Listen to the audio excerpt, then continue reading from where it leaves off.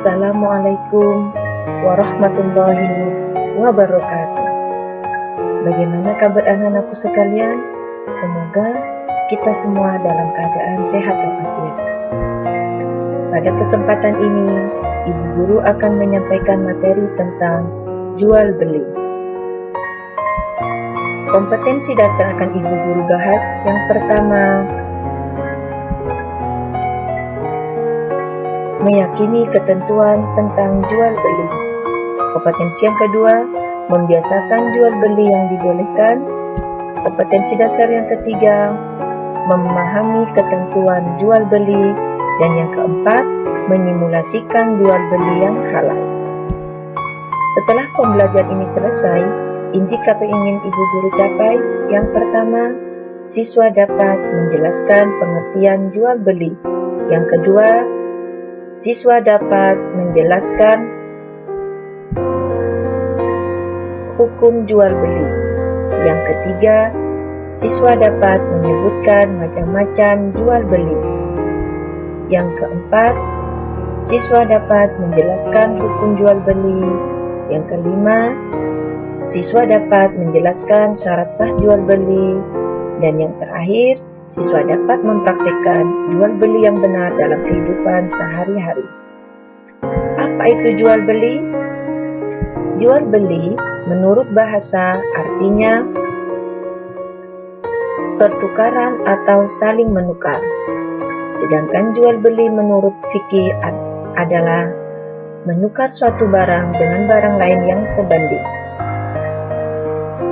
Jual beli dapat diartikan dengan menukar uang dengan barang yang diinginkan. Agar jual beli dinyatakan sah, maka harus terpenuhi rukun dan syaratnya. Hukum jual beli. Hukum asal jual beli yaitu mubah, yang artinya boleh. Hukum jual beli yang kedua, wajib. Maksudnya, barang yang diperjualbelikan itu sangat dibutuhkan oleh pembeli. Hukum jual beli yang ketiga, sunnah. Artinya, barang yang diperjualbelikan sangat disenangi oleh pembeli.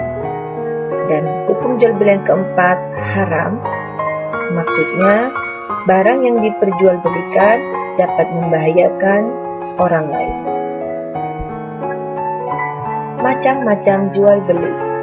Macam-macam jual beli yang pertama yaitu barter. Artinya, menukar barang dengan barang. Yang kedua, manicango, artinya pertukaran mata uang. Yang ketiga, jual beli kontan, maksudnya langsung dibayar tunai. Macam jual beli yang berikutnya dengan cara mengangsur yang disebut dengan kredit. Jual beli yang terakhir, jual beli dengan cara lelang, artinya ditawarkan kepada masyarakat umum untuk mendapatkan harga yang tertinggi. Rukun jual beli. Rukun jual beli yang pertama, adanya penjual dan pembeli. Yang kedua, adanya benda yang dijual. Yang ketiga, ada alat tukar yang sah. Dan yang keempat, ijab qabul.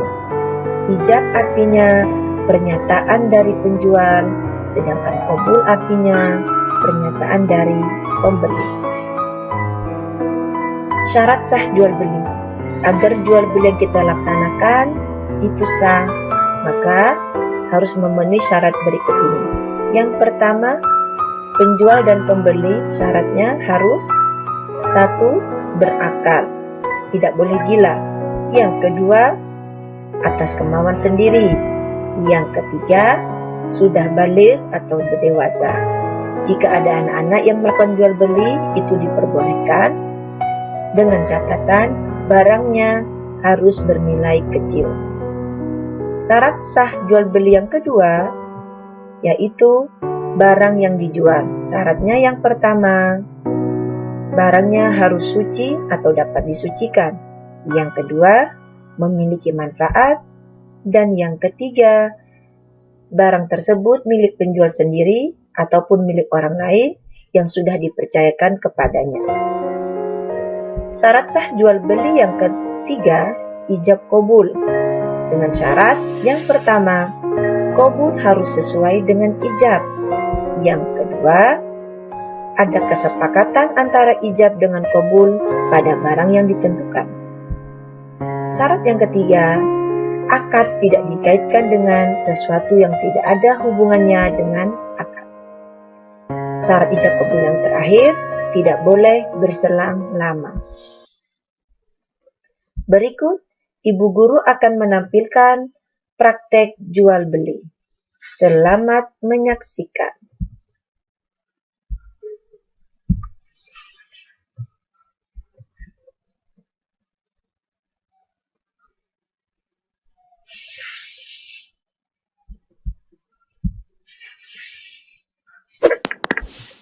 Kegiatan jual beli. Jual beli adalah kegiatan untuk mendapatkan barang di mana barang tersebut harus ditukar dengan sejumlah uang. Nah, jumlah uangnya harus sesuai dengan harga barang yang disepakati oleh penjual dan pembeli. Di mana saja kita bisa melakukan jual beli?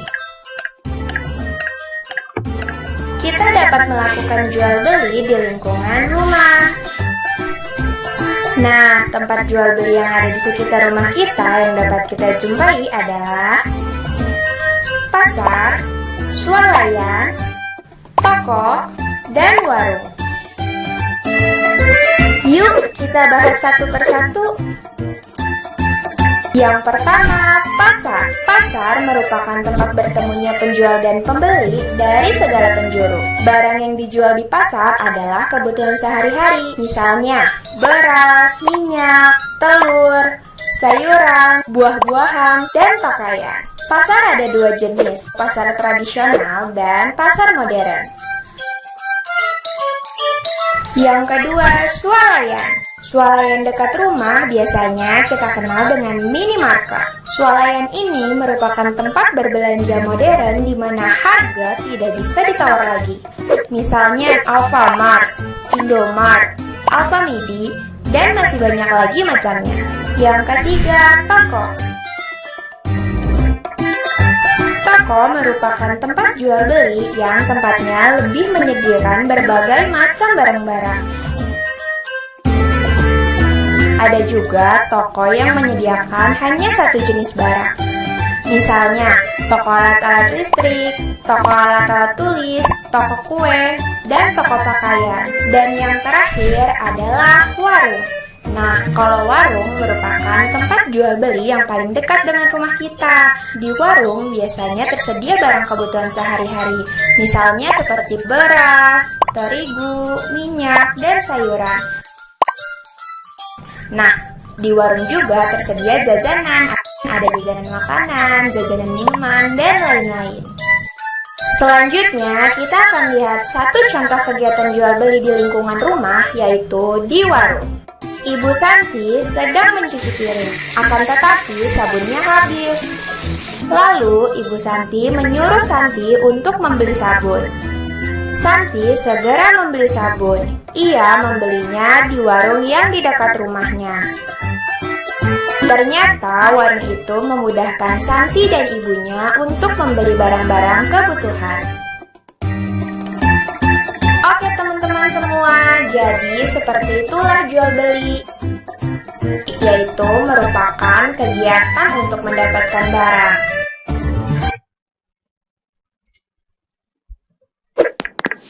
Berikutnya, Ibu Guru akan memberikan evaluasi agar untuk mengukur apakah anak-anakku semua sudah paham tentang materi yang sudah Ibu Guru jelaskan.